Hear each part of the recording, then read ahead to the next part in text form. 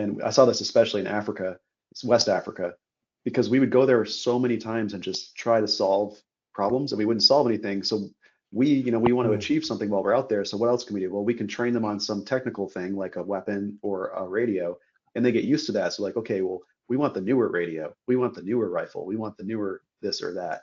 And we were like, Hmm. okay, I guess that's what we'll give you because we can't do anything else with you. And the embassy will approve it, the State Department will approve that foreign military sale of whatever equipment it is. But then you open up the supply room and there's a mountain of radios all just sitting on top of each other, exposed to the moisture. They're not properly, serialized, or no one knows where they are, or they're disappearing, right? Yeah. And they don't actually work. And if they actually had to go to combat, these radios would not be effective. So we just spent years, deployment after Yeah. deployment, training them on the concept of this radio. And I saw this in Senegal, the Senegalese special forces, and some other examples, but that was probably one of the worst ones I saw. Yeah. Pete has a saying, it's part of my overall theory of modern war, is you cannot reliably improve the condition of something or someone that you refuse to understand the condition of. Yeah.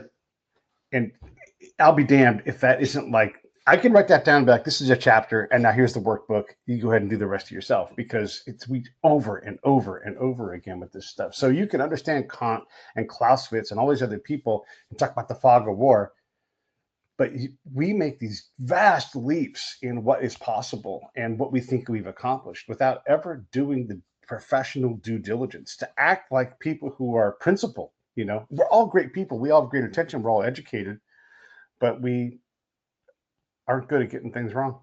Well, you have to think about in the planning process again, and I bring this up because if there's any young officers listening, this is very important to understand. Like, we think about problem framing, which is the very first step, super important. I totally agree.